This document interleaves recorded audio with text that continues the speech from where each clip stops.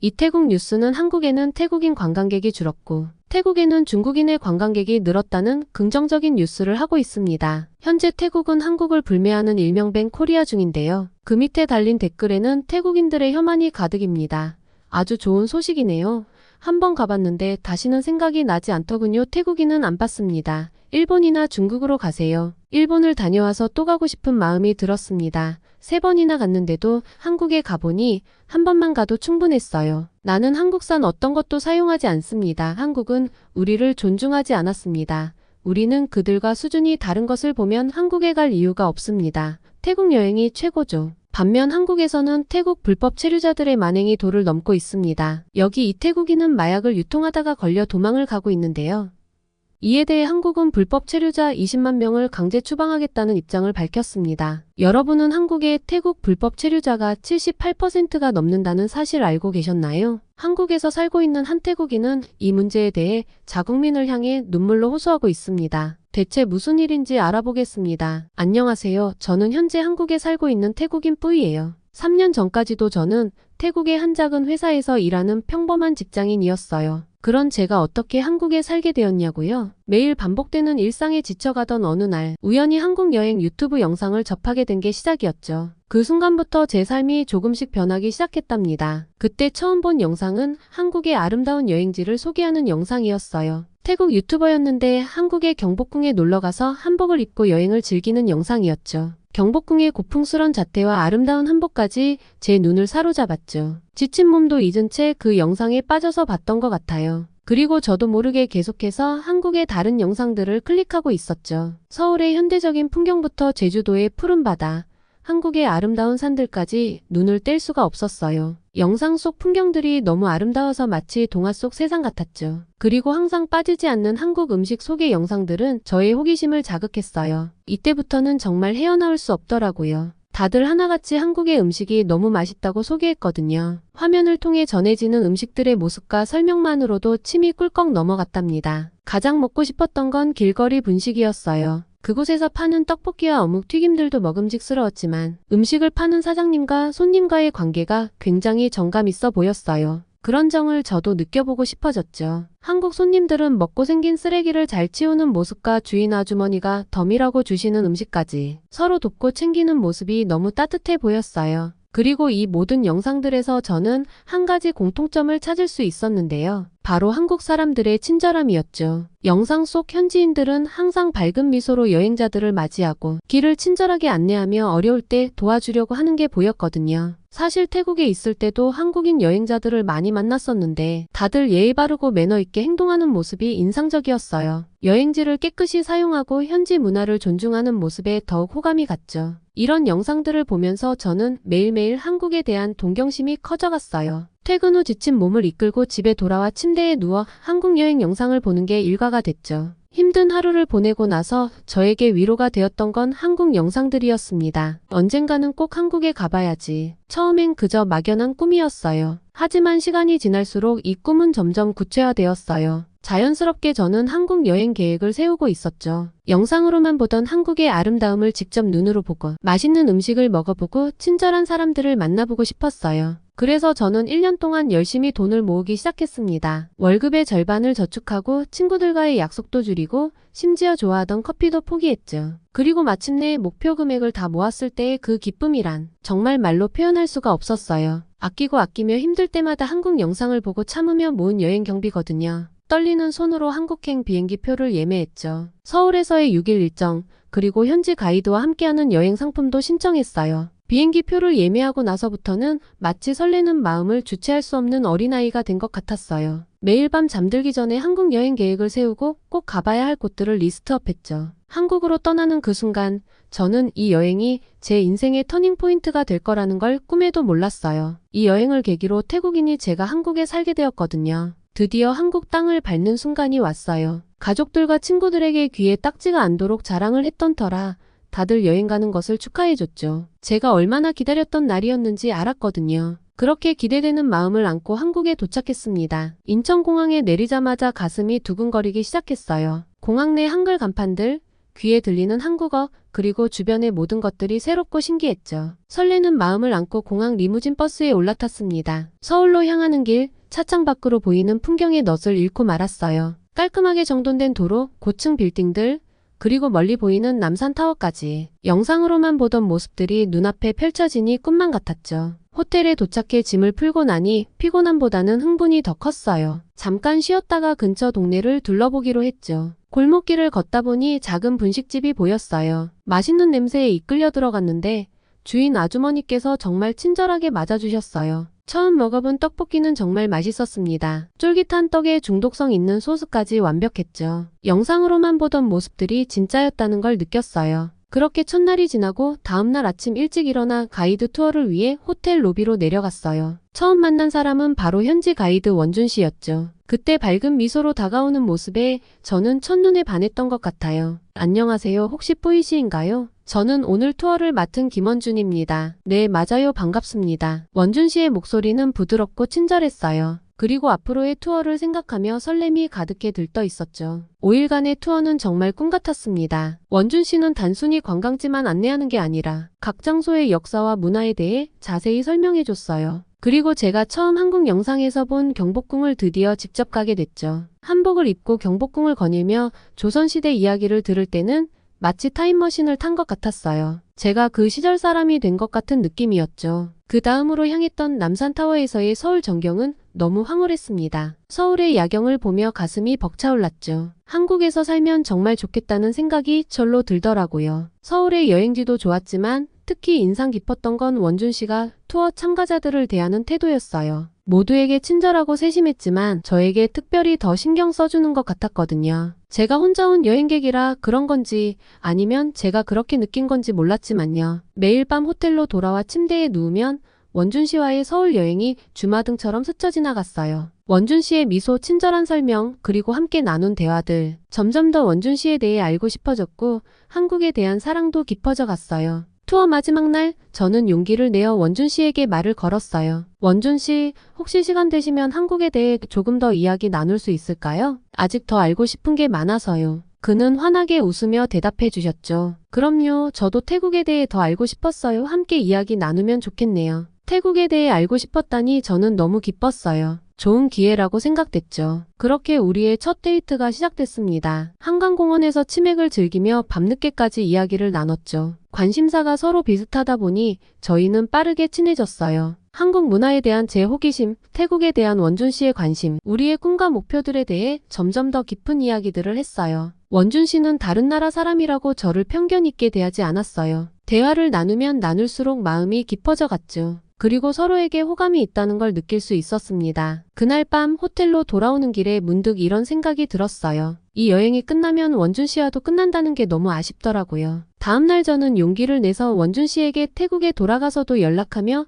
지내고 싶다고 말했어요. 너무 기쁘게도 원준 씨는 그렇게 하자고 했죠. 태국으로 돌아가는 게 아쉬웠지만 그래도 좋은 인연을 얻었다는 생각에 좋더라고요. 한국에 대한 좋은 감정을 가지고 태국으로 돌아간 저는 한국에 다시 꼭 가야지 다짐했어요. 그리고 원준 씨와 자주 연락하며 지냈고 저희는 관계가 깊어지며 연인으로 발전하게 되었죠. 장거리 연애는 힘들었지만 워낙 서로 믿음을 잘 주었기 때문에 1년 동안 연애를 이어갈 수 있었어요. 그리고 원준 씨가 자주절 만나러 태국에 와줬었죠. 태국에 온 어느 마지막 날 이렇게 매번 헤어지는 거 힘들지 않냐면서 이제 그만 결혼하자는 프로포즈를 받았어요. 너무 기뻤죠. 이제 멀리 떨어져 있으면서 힘들지 않아도 되니까요. 저는 승낙했고 태국에서의 생활을 정리하고 한국으로 떠나게 되었습니다. 한국에서 살고 싶다는 꿈을 이룬 거나 마찬가지였죠. 하지만 평생을 살아온 자국을 떠나는 것이 마냥 쉽진 않았어요. 그래도 이제 제가 평생 믿고 의지할 수 있는 원준 씨와의 함께 한국 생활을 한다 생각하면 두렵지 않았습니다. 그렇게 저는 한국에서의 행복한 결혼 생활을 이어갔어요. 처음에는 새롭고 낯설었지만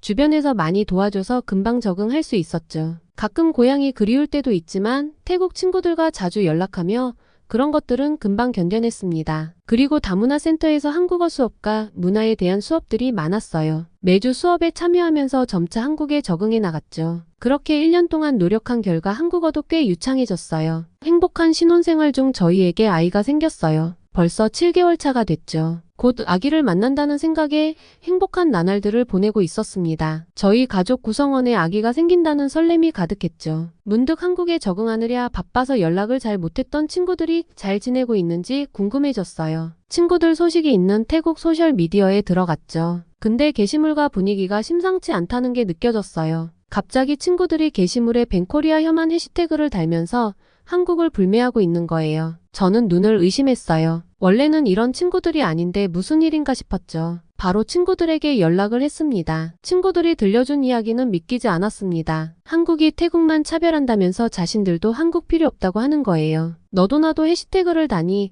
자신들도 이야기를 듣고 그 트렌드에 동참을 한 거죠. 저는 이건 말이 안 된다고 생각했어요. 현재 제가 한국에서 지금 지내고 있잖아요. 제가 본 한국 사람들은 차별하는 사람들이 아니거든요. 친구와 통화를 마치고 저는 이게 무슨 일인가 인터넷으로 현재 상황에 대해 찾아보기 시작했어요. 기사들이 여러 개 뜨더라고요. 벤 코리아 혐한 사태가 왜 일어났는지 알게 됐죠. 한국에서 태국인들의 입국을 거부하는 사례가 많아지자 그에 대해 태국인들이 반한 감정이 생긴 거였어요. 한국은 작년부터 태국의 불법 체류자 문제로 입국 심사를 강화하게 되었다고 해요. 그래서 한국에 도착한 태국인들은 공항에서 입국을 거부당하는 일이 많아졌고요. 그때 태국인들은 항공료와 숙박료를 포함해 수백 달러에서 수천 달러까지 손해를 보았다고 합니다. 입국 심사 강화로 한국에 오지 못하고 다시 돌아가게 된 거죠. 이런 사례들이 몇 년 전부터 여러 건이 있었더라고요. 작년에는 태국의 한 인플루언서가 한국을 방문했다가 입국 거부로 수감되었다 풀린 사건도 있었죠. 혐한 태그가 태국에서 유행하게 된 건 이런 이유 때문이었죠. 기사들을 보니 마음이 안 좋아졌습니다. 더 이상 한국에 가고 싶지 않다 라는 태국인들의 말을 보니 가슴이 아팠죠. 제가 사랑하는 한국에 대해 누군가 그렇게 나쁜 인상을 받았다는 것도 마음이 불편한데 그게 태국이라니 더 마음이 무거워졌습니다. 게다가 이런 상황에 태국의 한 여행사에서는 한국 볼 거 없다 식의 발언을 해 더욱더 그 불을 지폈고요. 그러다 더 충격적인 사실을 알게 됐어요. 한국에 있는 태국인 중 불법 체류자들이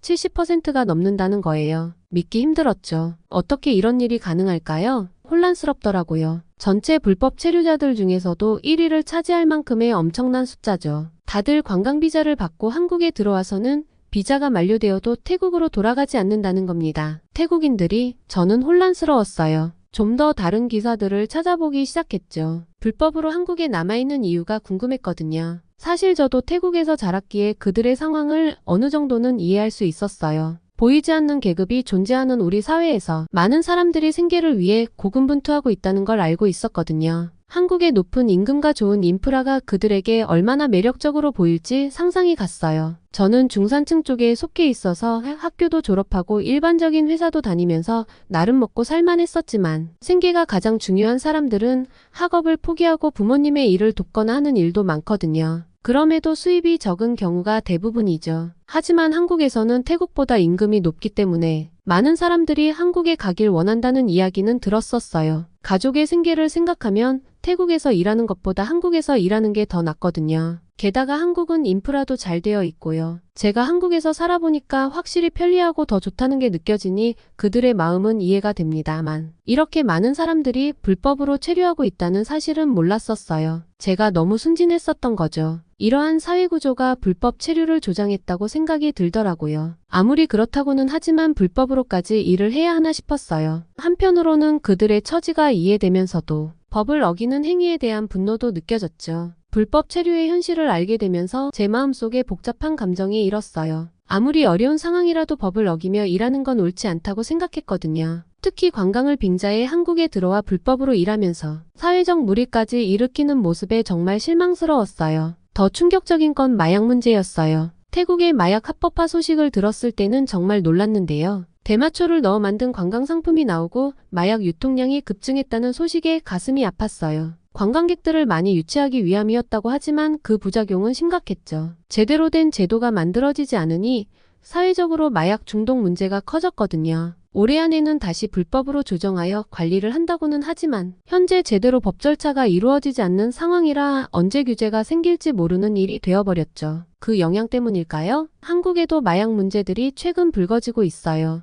그러다 한국에서 마약 유통업자로 태국인 29명이 검거되었다는 기사를 봤을 때 정말 손이 떨리고 얼굴이 화끈거렸어요. 모두 불법 체류자라는 사실에 더욱 창피했죠. 처음으로 제가 태국인이라는 게 부끄럽게 느껴졌어요. 한국은 마약 청정국으로 유명한데 태국 사람들이 그 이미지를 망치고 있다니 너무 속상했거든요. 이건 정말 심각한 문제라고 생각했어요. 그런데 태국인이 한국에 주는 피해는 생각하지 못하고 한국을 보이콧하는 움직임이 있다니 한국에 대한 사랑으로 시작한 제 인생이 떠올라 가슴이 아팠어요. 이 오해를 친구에게 말해주고 싶었죠. 우리들이 법을 어겼기 때문이라고요. 그렇게 친구에게 다시 연락을 했어요. 친구에게 설명을 해줬지만 저보고 한국에서 살더니 한국 사람 다 되었다며 태국인들의 고통은 보이지 않냐고 말하더라고요. 그 말에 너무 상처받고 마음이 아팠어요. 태국이 이렇게 이기적인 나라였나 싶은 생각이 들더라고요. 또 친한 친구라고 생각했는데 절 그렇게 생각한다는 게 슬펐죠. 저는 이제 한국도 태국도 다 제가 사랑하는 나라라고 생각하거든요. 퇴근하고 온 원준 씨에게 이러한 사실을 말하자 저를 위로해 주었어요. 그리고 그때 태국 집에서 연락이 왔죠. 현재 태국에서 혐한이 너무 심하다고 그로 인해서 한국도 태국인들에 대해 감정이 안 좋아 보이는데 한국에서 괜찮은지 저를 걱정하는 연락이었죠. 저는 아직 괜찮다고 하면서 눈물이 터져나왔습니다. 역시 저를 믿어주는 건 가족밖에 없다는 생각이 들더라고요. 그러면서 가족들은 지금 중국인 여행객 수가 엄청 늘었는데 아주 미치겠다고 하시더라고요. 진상 중국인들이 태국에서 난리라면서요. 지금 태국 정부에서는 혐한 문제를 외교적으로 해결하려 했지만 그 영향은 미미해 보였어요. 사태가 점점 심각해지는 걸 보면서 마음이 무거워졌죠. 그로부터 며칠이 지나고 결국 일이 터지고 말았습니다. 한국에서 불법 체류자 합동단속을 시작했다는 소식을 들었을 때 가슴이 철렁 내려앉았어요. 한국도 참을 만큼 참았던 거겠죠. 결국 태국 불법 체류자 20만 명을 강제 추방하겠다는 입장을 일렀고 태국은 그의 비인도적이라는 답변을 내놓았더라고요. 그 소식을 접했을 때 제 마음은 정말 복잡했어요. 한편으로는 한국 정부의 결정이 이해가 갔어요. 20만 명이라는 숫자에 놀라면서도 한국은 이미 오랫동안 경고와 기회도 줬었더라고요. 그걸 무시한 건 태국인들이니까요. 하지만 그 중에는 정말 어쩔 수 없는 상황에 처한 사람들도 있을 거라는 생각도 들었죠. 그래서 태국 정부의 반응을 들었을 때는 화가 났어요. 지금까지 이 문제를 정부가 적극적으로 해결하지 않았거든요. 외화벌이가 되니 대처를 계속 미룬 거죠. 대체 무슨 자격으로 한국에게 비인도적이라 하는 건지 이해할 수 없었습니다. 오히려 자국민들이 불법으로 체류하게 만든 자신들의 책임은 생각하지 않는 것 같아 실망스러웠어요. 그러면서도 한편으로는 두려움이 밀려왔어요. 저는 합법적으로 체류하고 있지만 혹시라도 이 사태로 인해 한국 사람들의 시선이 모든 태국인들에게 안 좋아지지는 않을까 걱정됐거든요. 그리고 저는 충격적인 소식을 들었어요. 다문화센터에서 친해진 친구가 있는데요. 저처럼 임신을 한 친구라 공감대가 형성돼서 친하게 지낸 친구였죠. 그 친구가 사실 불법 체류자라 단속에 잡혔다는 겁니다. 그 과정에서 아이를 유산을 했다고 해요. 그 소식을 다문화센터장님에게 들었을 때 너무 놀랐어요. 제 주변에도 불법 체류자가 있었다니. 아이를 유산했단 소식은 마음이 아팠지만 법을 지키지 않았다는 사실에 화가 나더라고요. 그리고 한국의 태국 불법 체류자가 20만 명이라는 게 체감이 되었죠. 불법 체류자들의 난동, 성매매, 폭행 문제가 계속해서 터져나왔어요. 이 소식들을 접할 때마다 얼굴이 화끈거리고 부끄러웠죠. 아직도 브로커를 통해 몰래 한국으로 넘어오려는 태국인들이 많다는 얘기를 들으면 정말 한숨만 나왔어요. 며칠 전엔 보성에서 불법 입국하는 배에서 태국인들을 체포하기도 했대요. 입국 심사가 더 강화되면서 정말 여행만 오고 싶은 사람들도 피해를 보고 있다는 소식에 안타까웠습니다. 한편으로는 이해가 가면서도 다른 한편으로는 이게 우리 태국인들이 자초한 일이란 걸 알아야 할 텐데요. 한국 노동계에서 단속 추방으로는 불법 체류자를 줄일 수 없다며 제도 개선을 주장한다는 기사를 보고 마음이 복잡해졌어요. 불법 체류자들의 인권도 중요하지만 먼저 법을 지키는 것도 그만큼 중요하다고 생각했거든요. 현재 태국 불법 체류자들이 한국에 피해를 주고 있는 건 명백한 사실이니까요. 이 모든 기사를 읽으면서 제 마음은 무거워졌습니다. 한국에서 열심히 살아가는 태국인으로서 이런 부정적인 소식들이 우리의 이미지를 계속 망치는 게 너무 안타까웠거든요. 동시에 걱정도 되며 불안했어요. 제 뱃속에 아이가 태어나면 혹시 태국인 엄마를 둔 것 때문에 차별받지는 않을까 하는 생각에 밤잠을 설치기도 했죠. 아이의 미래를 생각하면 눈물이 났습니다. 하지만 이내 마음을 다잡았어요. 이럴 때일수록 우리 같은 합법 체류자들이 더 모범을 보여야 한다고 생각했거든요. 어쩌면 이 위기가 오히려 기회가 될 수도 있지 않을까요? 태국 정부가 이 문제를 진지하게 받아들이고 근본적인 해결책을 찾는 계기가 될 수도 있을 것 같아요. 먼저 저의 태국 소셜미디어를 활용해 보기로 했어요. 태국인들에게 한국에 대한 오해를 풀고 싶었거든요. 혐한 해시태그도 소셜미디어에서부터 유행이 번졌으니 거기서부터 변화를 만들어야겠다고 생각했죠. 한국에서 돈을 버는 것도 좋지만 법과 질서를 지켜야 하는 곳이라는 점을 알리기로 했어요. 온라인 태국 커뮤니티에 저처럼 한국에 살고 있는 태국인들에게 합법적으로 체류하는 것의 중요성을 알리기로 했죠. 이 과정이 쉽지 않을 거란 걸 알지만 누군가는 해야 할 일이라고 생각했어요. 마지막으로 제 경험을 바탕으로 글을 써서 태국의 신문사나 잡지사에 투고해 볼 생각이에요. 저의 노력들이 얼마만큼의 영향을 끼칠지는 모르겠지만 할 수 있는 것들은 다 해볼 생각이에요. 이렇게라도 하지 않으면 제 양심이 용서하지 않을 것 같았거든요. 물론 먼저 정부가 바뀌어야 한다고 생각해요. 태국에서도 보여주기식 대응만 하지 말고 실질적인 대안을 내놓았으면 좋겠어요. 한국인 관광객이 태국 시민들의 소득의 많은 부분을 차지하는 만큼 더 그래야 한다고 생각해요. 한국만큼 젠틀한 사람들은 없거든요. 태국은 지금처럼 한국에 적대적으로 행동하지 말아야 해요. 오히려 자신들의 행동을 반성하고 부끄러워해야 합니다. 어서 빨리 그들이 깨닫고 행동으로 보여줬으면 좋겠어요. 점점 태국에 대한 안 좋은 인식만 커져가는 것 같아 정말 걱정돼요. 조금이라도 태국인들이 올바른 생각을 가지길 바라며 제보합니다. 오늘의 사연은 여기까지입니다. 현재 태국 불법 체류자들로 문제가 큰데요. 여러분들은 어떻게 생각하시는지 댓글로 남겨주세요. 구독, 좋아요, 알림 설정은 영상을 만드는데 큰 힘이 됩니다. 지금까지 감동쿠키였습니다. 감사합니다.